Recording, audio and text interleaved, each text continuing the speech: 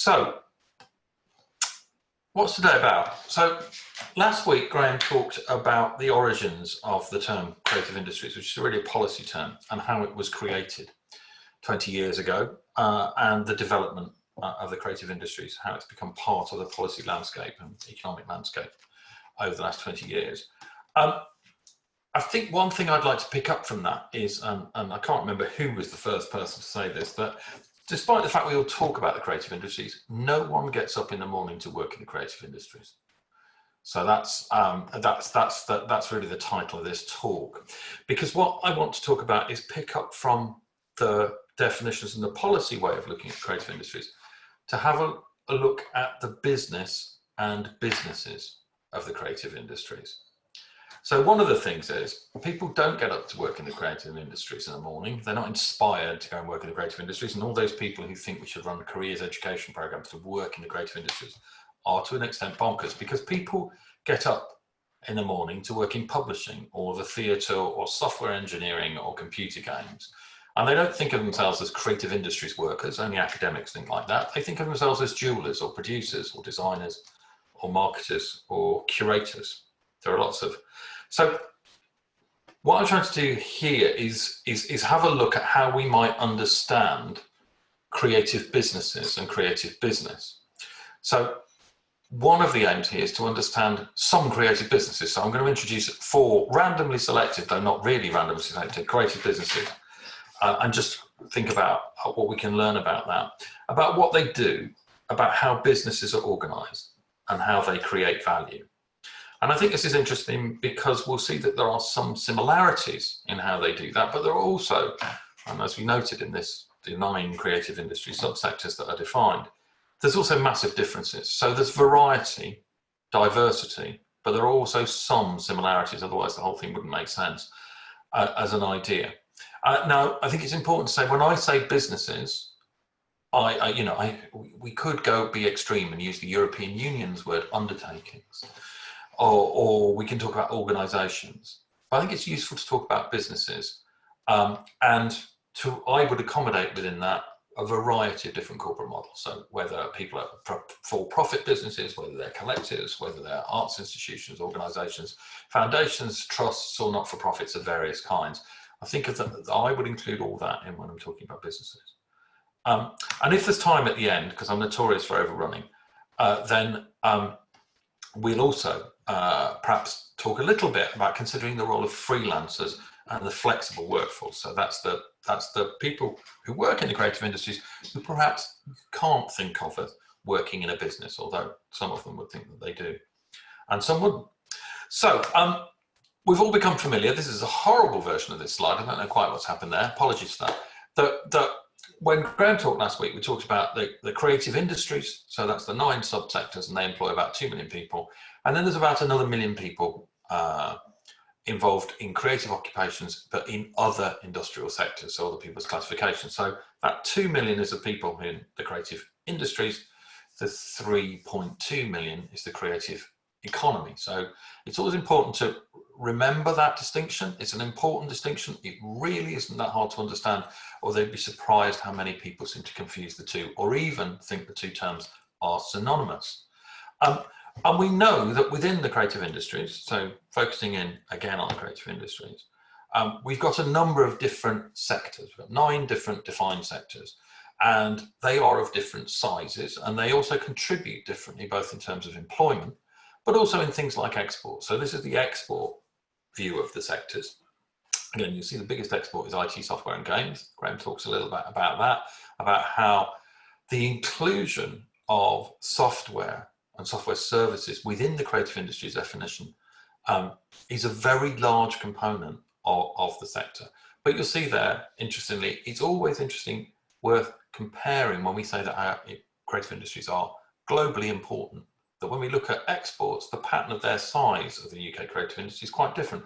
So design and fashion, as defined in the creative industries, which is obviously the design part of it rather than the manufacturing or retail part of fashion, is relatively small, interestingly smaller than architecture, which is a great British export in some ways. But advertising, film, TV, computer games, music, and publishing kind of key sectors. So we're all fairly familiar with these marvelous graphics that are produced every year by the Creative Industries Council, which brings these statistics up to date using the DCMS statistics, and we get this big GVA, over 100 billion, over 110 billion now, and then this is the GVA split. So again, IT software and games is the largest of those sectors, followed by film and advertising as the next largest. Music, arts and culture. So the way the CIC present these is always to fold culture in arts and culture, which is a subsector of its own, within music for presentational reasons. Interestingly, I don't do the same thing with crafts, which is a subsector that's particularly interesting, I think, and underestimated, but also quite small. But how can we understand this industry in terms of the way that it operates, and how can we kind of interrogate it?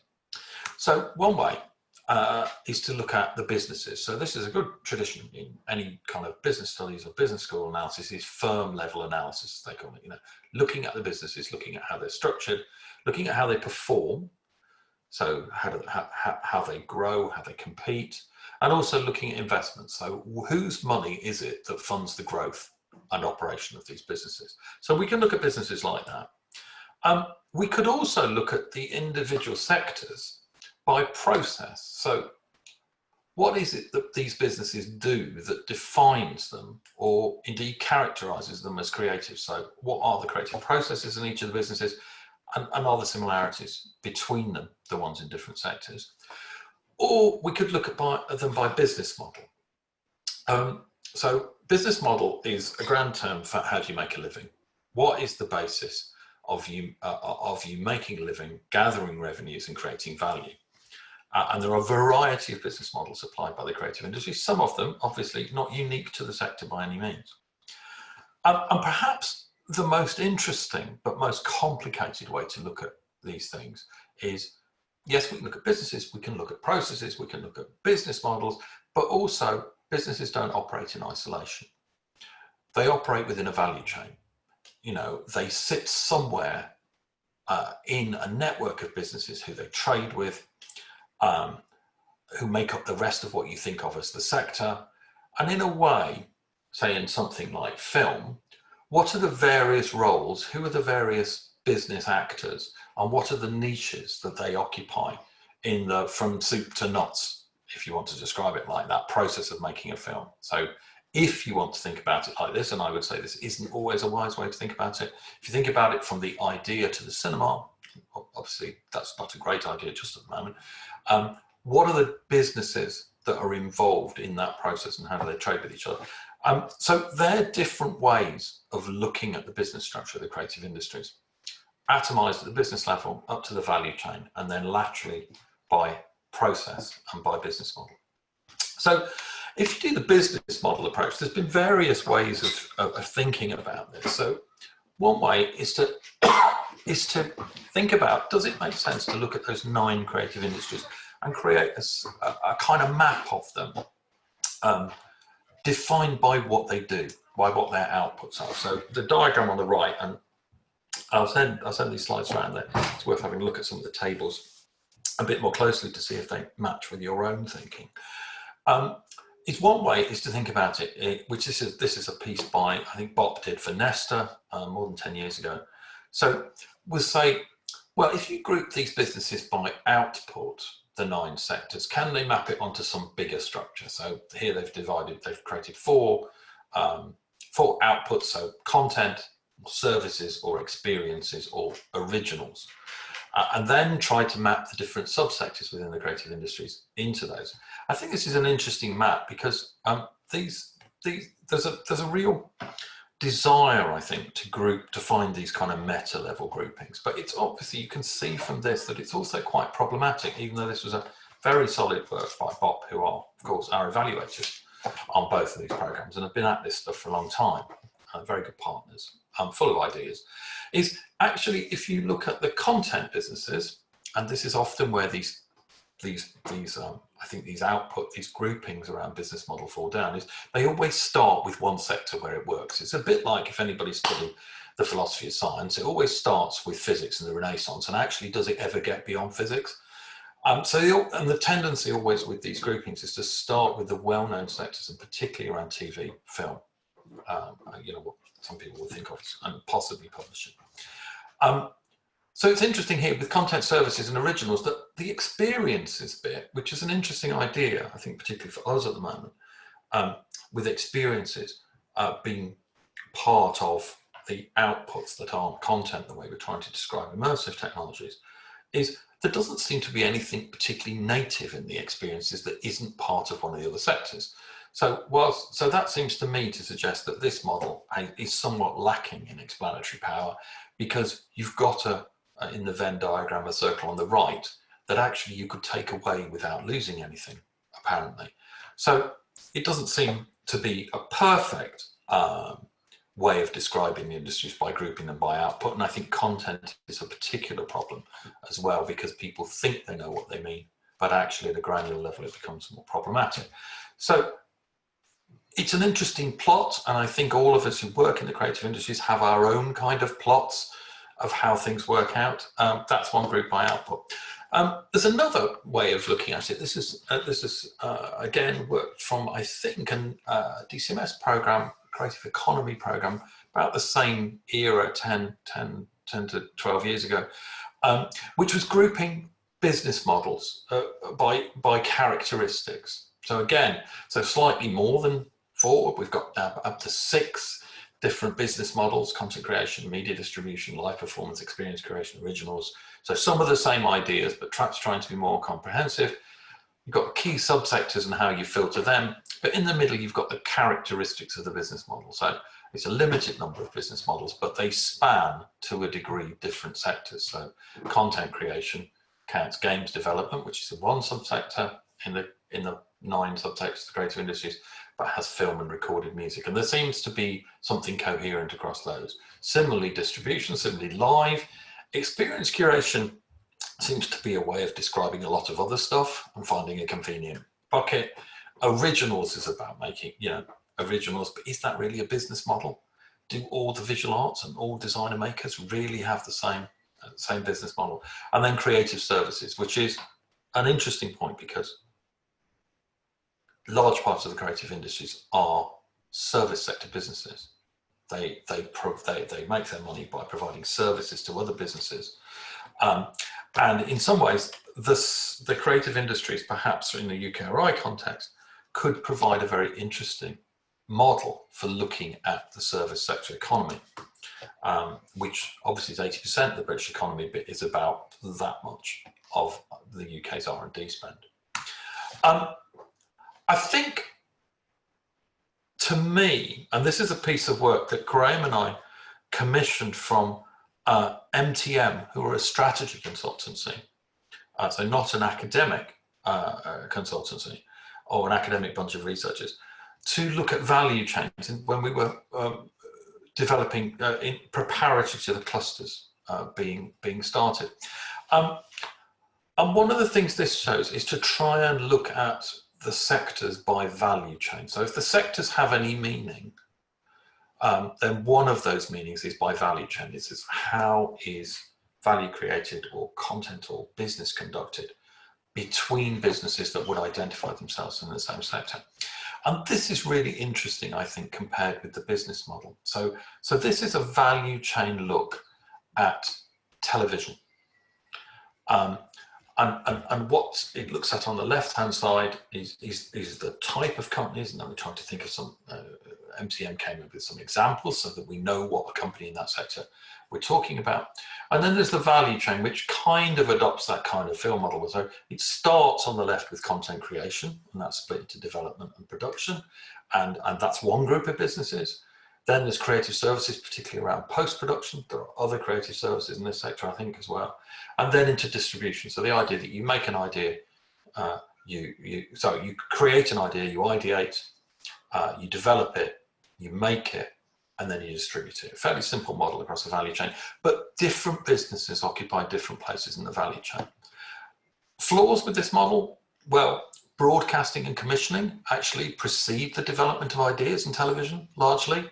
So, the people who develop the market also create the environment within which ideas are created. People don't sit in rooms making up television programs. Well, they do, but they don't have very big businesses. You know, they're in constant dialogue with customers. But that model of content creation to media distribution shows you that there are different companies at different places. So we have independent production companies might only do development and production. Integrated production companies might extend that into the creative services area and consume those. On the other hand, in post-production and graphics and special effects, we have a series of very, very technologically advanced businesses which are separate. They don't own IP. They just work for other businesses to enable them to create the content that can then be distributed. And then you get specialist distributors, you get broadcasters, which commission as well as distribute. You get some broadcaster publishers which don't do secondary distribution. And then, this was 3 years ago, obviously, a time when we could still think of over-the-top players like Netflix and Amazon as emerging markets. So they're particularly interesting. So new players entering a value chain. Interestingly, whereas a traditional broadcaster will support production companies with funding to develop ideas, Netflix don't do that at all. They do not support development. They, in fact, in some ways, barely commission. They buy, and they'll give you lots of money to make your programs, but you won't have any secondary rights. There will be nowhere else you can show them beyond Netflix. There is nowhere in the world, indeed, that is safe from Netflix. So value chains have two characteristics, I think. One is that they accommodate within the same business. Sorry, I've got clicking the wrong thing on my screen. So value chains, the different companies in the value chains have different business models, but they're all working in the same sector. All of those businesses on that previous map would think of themselves as television companies, but they're operating on a different business model. So the production companies are creating ideas that they're then deriving funding to make into programs, which they hope to retain the IP and exploit that IP. Now, not all of them manage to do that globally. And with the entrance of Netflix, very few companies will retain their IP in a Netflix-like market. But people are operating on different business models, but all part of the same common enterprise. So television, when we talk about television as a sector, it may be about content. That's primarily how people think about it. And most academic study of television is about the content and the characteristics of the content. But the value chain of television includes producers, licensees, and distributors. So not every business creates, television business creates, owns, or is in a position to exploit IP. But much of the commentary around television and how it works at a global scale, how it's worked in the UK over the last 20 years, as it's evolved from a cottage industry, described as a lifestyle business famously by PricewaterhouseCoopers in the late 90s, early 2000s, into a global business. All of that concentrates around IP and IP creation, but that isn't the thing that dominates all of the money flows or governs all of the businesses. And of course, famous names, Channel 4 has no IP. It owns no IP in any of its productions. Makes it almost unique on international. So within that as well, and when we're thinking about research and innovation, one of the interesting things that is kind of obvious if you know the business, but it seems unfamiliar to people in the research and innovation market, is that the graphics and special effects business that's grown, huge. UK is one of the three centres, along with New Zealand and the US, of GFX and business around the world. They're incredibly technologically sophisticated.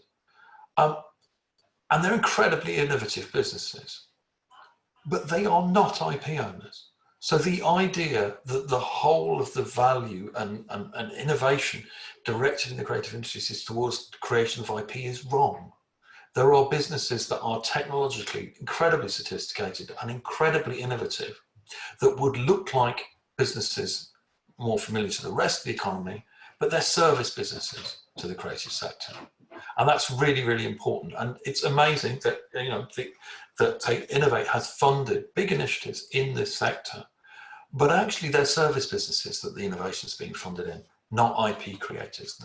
The companies may create their own software platforms that effectively are trade secrets that they use themselves. They may produce things that they license out to other people. And there may indeed be some specialist businesses, software businesses, that do just that for that sector. But primarily, Framestore, Double Negative, these are service businesses making film, enabling film and television production. And the other thing that's interesting, and a particularly hot topic at the moment, is that on the other hand, considering how everybody likes to talk about IP, is that television development, so the origination, the ideation of a concept or idea, the very start of the chain, the Celador creating the format for Who Wants to Be a Millionaire, to take an extreme example of a successful format, that ideation, that creative step at the top, does not count as R&D under the current UK definition of research and development. That becomes important because the definition of research and development that's relevant is the one that the HMRC use. So television development is not eligible for tax credit, for R&D tax credit. So the innovation tax credit, research and development tax credit, isn't eligible for making things up in a globally successful British business. Now, there are lots of reasons for that, but it's worth thinking about those two things, I think. On the one hand, the technically innovative companies don't create IP, and that the IP creators doesn't count as R&D. That's very live, as in the Creative Industries Council's letter, industry members' letter to government to amend this situation as part of the COVID response. So, right, I think we're about halfway through. So now we're going to meet some SMEs. So what I want to do is to just have a look in at 4 companies to give you a sense of, these are 4, we always talk about SMEs in the creative sector. So we're going to look at 4 SMEs in different sectors, look at their business models, dig a little bit under the surface. And so you get a sense of how they earn their money, what they think they're doing, where they might develop, and the questions we might ask about that. There'll also be other things that you'll no doubt pick up about these 4 companies, which may be interesting to discuss subsequently. But first of all, let's see what they do. So here you go. Now hopefully you can all see that and hear this.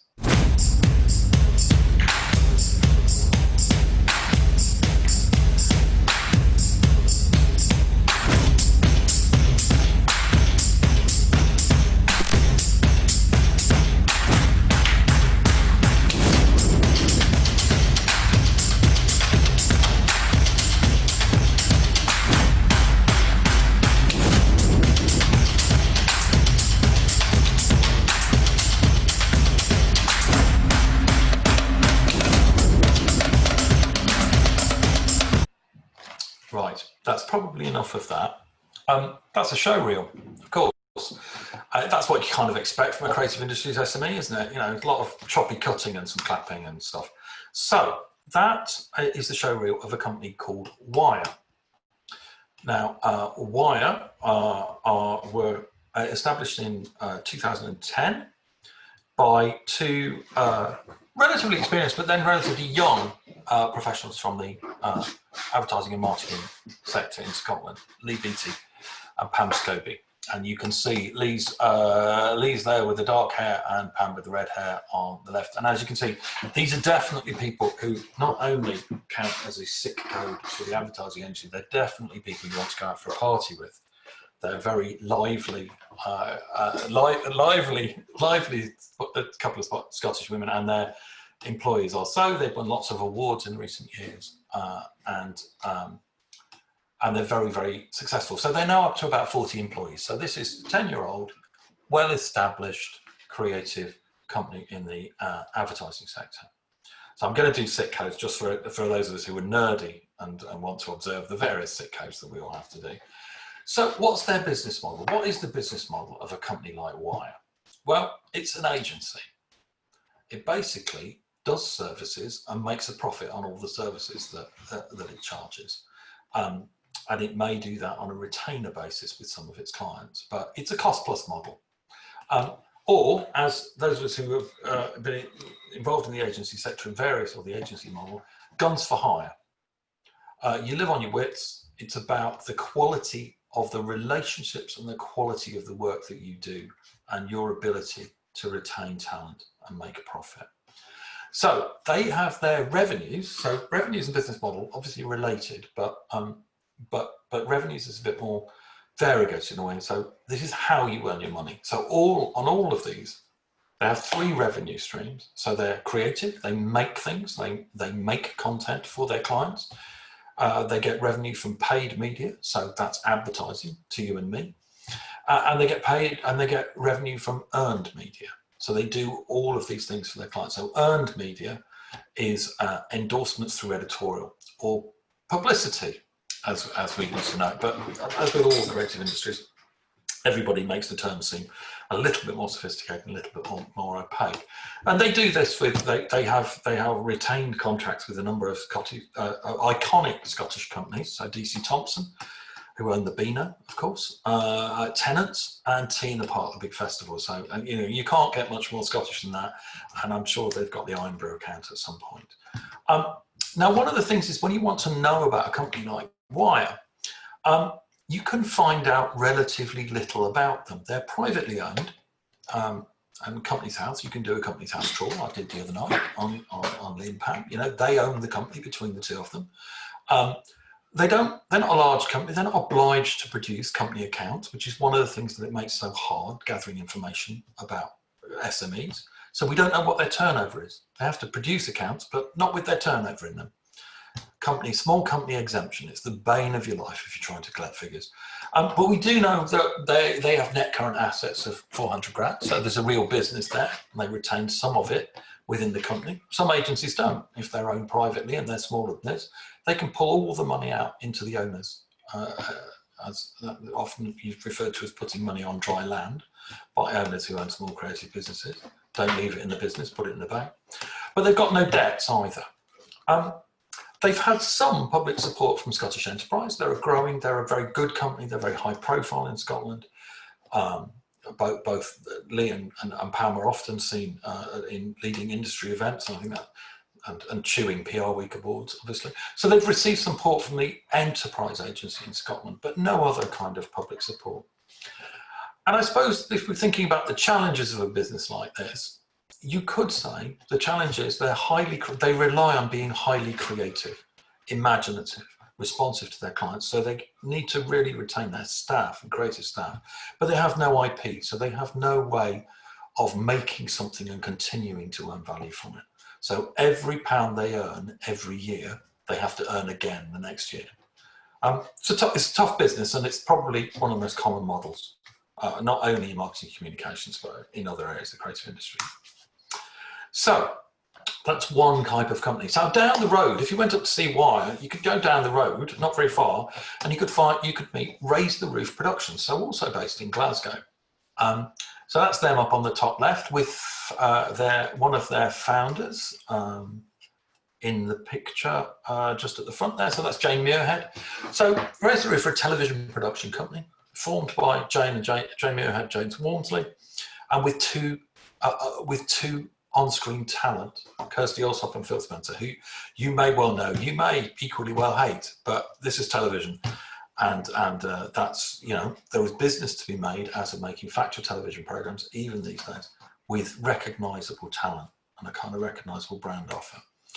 So interestingly, Raise the Roof, a little bit bigger than Wire, but actually working out how many people they employ, on average, last year, they employed 44 people, but that varied from 19, which I think is their full-time staff, to 372 over the course of the year. So that figure 372 is from 2015, and they issued 372 individual employment or freelance contracts over the course of the year. So they're an independent production company. They expand when they're making programs, and they contract down to a small staff in the meantime.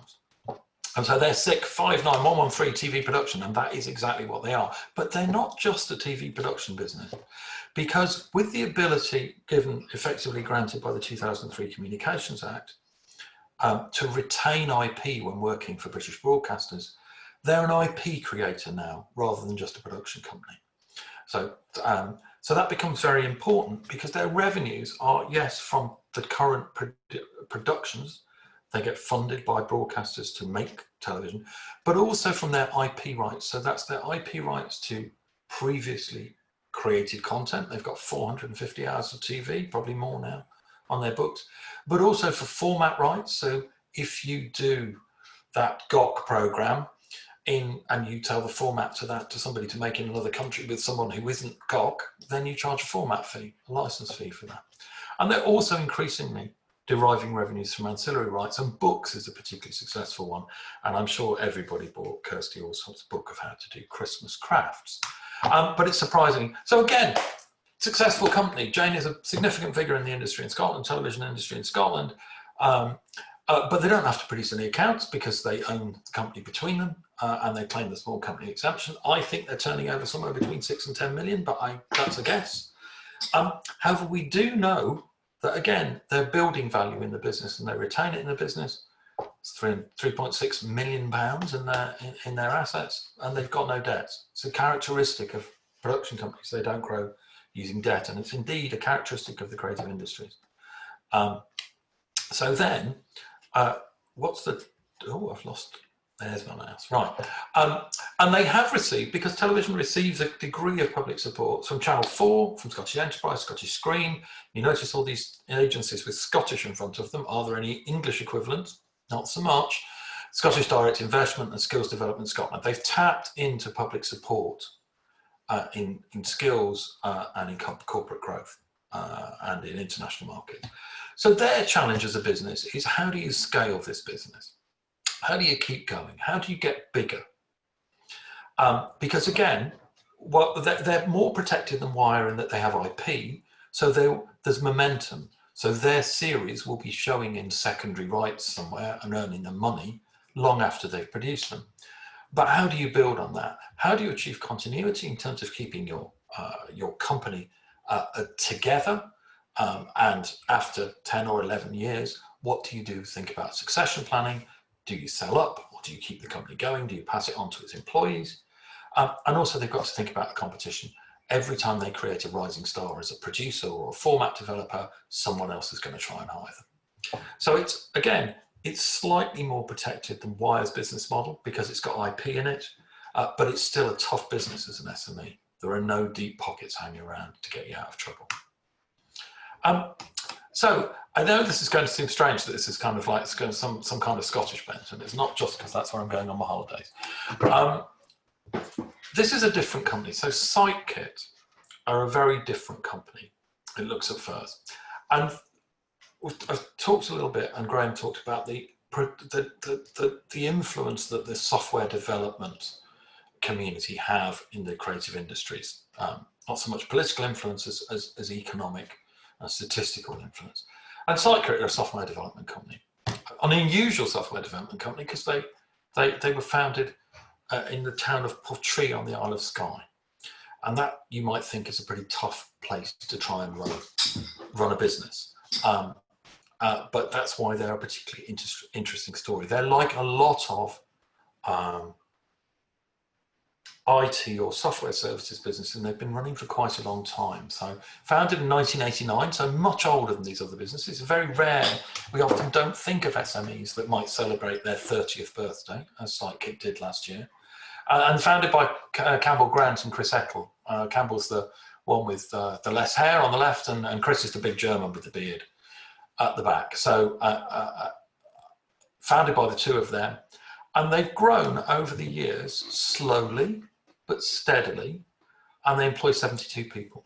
And as they've grown, they've had to develop offices that aren't in Skye. They have an office in Edinburgh, they have an office in the south of England. And their SIT code is other IT services. So goodness knows how much of the creative industries is under that SIT code, but let's assume it's a lot. And there'll be a lot of companies like AotF-CICP that have been going on for a fair amount of time. And you can see at the bottom, that was a snapshot of the mains. That was a snapshot of the Edinburgh office, actually, last year. Now, so what's the business model for a software solutions company like AotF-CICP? Well, they call themselves innovators in digital, which is interesting. And it's been an interesting journey, I think, for AotF-CICP, is where is the value in their business at any one time. So they've tried various different business models. They're quite good at making things up. So they've tried consultancy. So people, they consult to companies to solve IT problems or software problems that would be solved by the creation of new software, which is, of course, software is written, software is in that form creates copyrights, and that's why that was the logic of bringing them into creative industries. So they provide IT services, so they'll install this software as well. They'll develop new products. They'll sometimes develop products to the stage that they really can license them out to people rather than install them on a bespoke basis.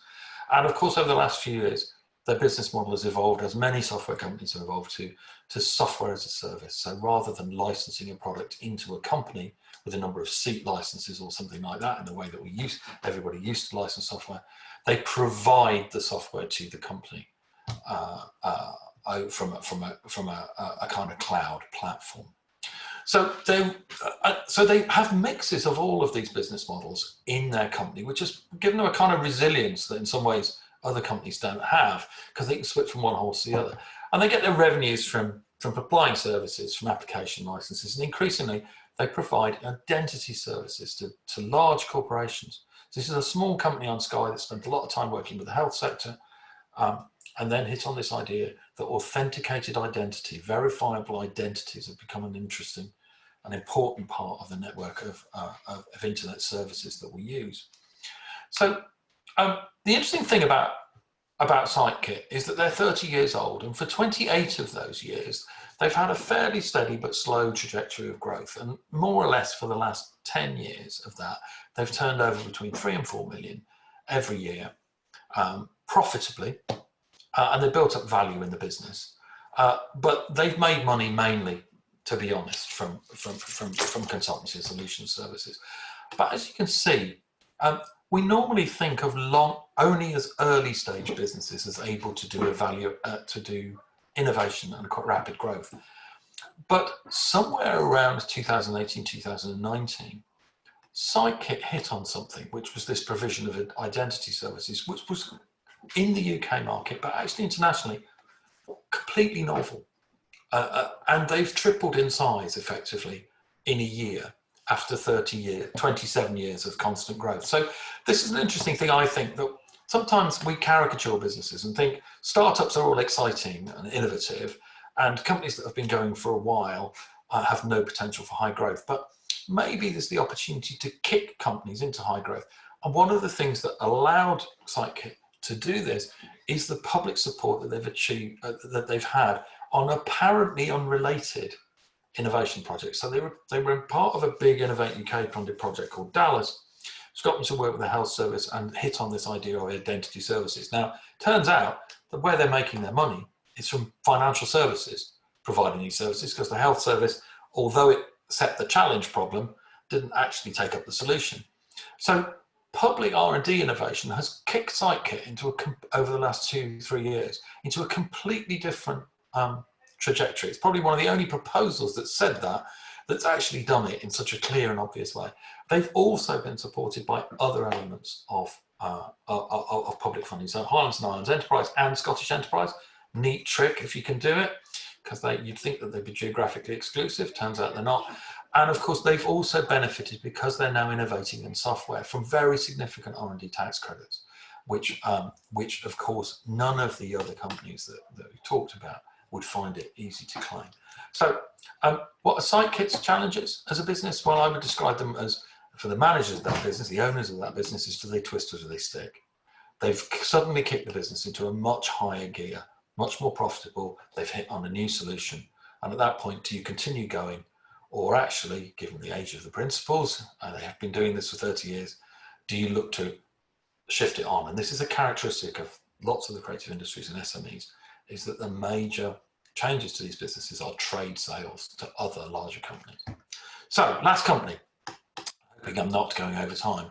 completely different, but in a way perhaps more familiar and not Scottish, which is key. So this is Anagram, who some people on this call may know. I didn't check whether anybody knew any of the other businesses, but I wouldn't be surprised if people on the call have met the founders of Anagram, May Abdullah and Amy on the left there at the top, and Amy Rose.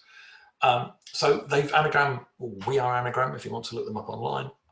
Founded them as a company only 3 years ago, but Amy and May have been working together longer than that. They have two employees, and that is their workforce up there on the screen. Now they're a very different SIP code, so they're SIP 930, artistic creation. So what is the business model of two women creating novel experiences in mixed reality? Well, in one sense, their business is, so they describe themselves as an award-winning creative studio. And yes, they've definitely won quite a lot of awards in a short time for some extraordinary experiences. If you ever get a chance to experience their VR piece, The Collider, which has actors and is pretty weird, but utterly compelling, I'm hoping that they'll be able to bring it out of lockdown. But essentially, they're artists. They're public artists. So they're public artists. You can't sell the Collider to people. People aren't going to collect their works. They're public artists. So they either get commissioned to make things, and some of the people who commission and exhibit their work may receive some ticket sales in return for that, or they may be investing in it. But that's what they are at the moment. But are they actually experience producers, or are they IP creators? Could these things be created in multiple sites? Or indeed, as they've looked at in the last 18 months, are they actually software developers? Is actually the value in the business the software that's created by them to enable these experiences to take place? So at the moment, their revenues come from commissions. A substantial amount of their revenues comes from R&D funding from organisations that we many people on this call will know well. They do some consultancy for other people, and they do some teaching. So with the exception of the R&D funding, that's probably pretty standard for many artists, that you combine commissioned work with consultancy and with teaching. It's a good question, actually, and one I've never asked May and Amy is why they founded a company rather than continue to work as a partnership. And I suspect that the answer may lie in that R&D aspect. So we know nothing about Anagram in terms of turnover. They do publish accounts. They're a company. They have some assets in the business. There is a business there. It's not very much, but they have no debts. And they've received a wide variety of public support for their work. I mean, it is incredibly interesting work that they're doing, though where the value is in it is for them to map out over the years. So they've had Innovate UK funding. They've had Digital Catapult funding for Creative Excel. The Southwest Creative Technology Network, who is all the same people that we also know as the Bristol and Bath Cluster, have both funded Anagram's work, and they've received support not from UK public funds, but from Venice Film Festival and Tribeca, where they award. I think Anagram are a really interesting business because I think their challenge is, and it reflects on the way that we think of the creative industries now, is what type of company are we, or what could we turn into? So this is a business, and May and Amy, there are a variety of routes that they could go down. I've seen them write some compelling application that they should turn into a software business, creating, developing software and licensing it to other artists, and that they will use that to fund their art. Seems to be having worked in, trying to productize software development in the creative industries, so it's a very, very hard way of generating money to fund art that is itself very successful. So find an audience. So I think, what does it mean to people in this sector to form themselves into a company, to have an idea of capturing value and inherent within that growing, rather than retaining yourself as creative producers or artists? And so who knows where Anagram will be in 5 years' time? Will they be creating large-scale experiences with lots of people? So moving from arts into where you might think arts crosses over with entertainment. Will they become high-level gallery-based artists? Who knows? But they have a number of options open to them. And at the moment, a degree of flexibility because they are unencumbered by either employees or debt or indeed facilities or offices. But I think there are a lot of businesses in the creative sector like this. So what I've done there is just to map out 4 very different SMEs. They're all within the SME sector. But as you can see, they all earn their money in different ways, and they've all got different strategic challenges ahead. And I think it's worth, when we're thinking about the creative industries, thinking about the tens of thousands of businesses that are like this and how they operate in sectors. And when we talk about SMEs, always hold in our minds that SMEs are not a group. They are thousands of companies made up of individuals who are bound together, often in a common purpose, to try and do something. So it's hard. Government particularly finds it hard to talk about SMEs. 1, because nobody in government has ever met anybody who's run one, or 2, because nobody in government has ever worked for one, and 3, because you can't gather all the SMEs around a table that will seat no more than 8, which you can if it's the pharma industry or or indeed the automotive sector. So assuming I have got, that's 45 minutes bang on, isn't it? So do you want to hear about freelancers, or do you want to go? I'm looking for guidance from anybody who's got their mic up. Yeah, finish up. All right, I'll do this really quickly because it's only a thought. So that was all about SMEs. Everybody talks about freelancers. So what do we know? We know there's a preponderance of freelancers within the creative industries, and it's one of the characteristics of the sector. Everybody says it. What the hell does it mean? Well, one suggestion is what it means is the creative industries workforce has a significant component of flexible, agile, and resilient workers. That's always been the case made for the positive case made for freelancers. Resilience obviously coming under massive strain at the moment. It's often argued, and this has been a kind of increasingly familiar trope, that this makes the creative industries resemble what all future workforces will be like. So we are the future. Everybody will like us one day, like the creative industries. But I think, and this is personal opinion, the problem with that is it's also an area where there's a lot of romantic thinking about freelance workforce. I think there's a lot of woolly thinking about what it means for actually people who are freelance. And increasingly, some of that is questionable. Is this, one might want to think whether this is a good structure for an industry in terms of the way it treats its workforce. So we've got different proportions of freelancers in different sectors. So you have some sectors, so design and fashion, very high, but music and the performing arts, almost 3/4 of the people in the workforce are freelance.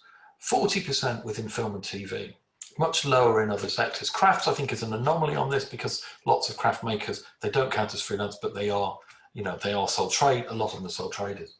So you've got a lot of people. We're talking, hundreds of thousands of people. But the thing I want to leave you with, and thinking about this as we may discuss the workforce as we go further through the series, is the term freelancer is used to cover many groups that are actually completely different in terms of their skills and career prospects and trajectories. So on the one hand, you have what I would call creative freelancers. So if you think of these as highly skilled professionals, they've gone freelance after establishing themselves in the sector. They work with many clients. They provide very high value skills and services. So these are people with significant market power who choose often to be freelance, having had an experience within the sector. So that's the kind of romantic freelancers. You could think of the artists, freelance artists within that as very, very the same, but without the market power perhaps, because of the different value chains they work in. But you've also got, and this is a very large sector and has grown enormously over the last 10 years, 10, 20 years, what are essentially not freelancers, but temporary employees. So these are early career or sometimes experienced workers who move from short-term contracts on a job-to-job basis in what we all learnt to applaud as an open labour market. So these are the kind of people who will work in, say, researchers or producers or assistant producers in television. They move job to job. They've got no job security. They are effectively employees, but with no long-term security. They're temps. So this is a very precarious form of work, particularly in circumstances like the present. And then you've got a third group, which is low-paid entrants into the workforce, casualised staff working right across the creative industries, often in front-of-house roles in sectors that we think of as creative.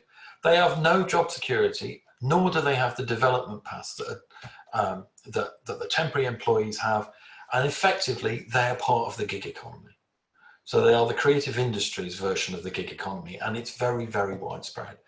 So all I wanted to leave you with was the idea that when we talk about freelancers and how wonderful the agility and resilience of the creative industries workforce is, one of the things I think we should increasingly keep in mind is these different groups of freelancers, because what's good for one of these groups is not good for necessarily for the others.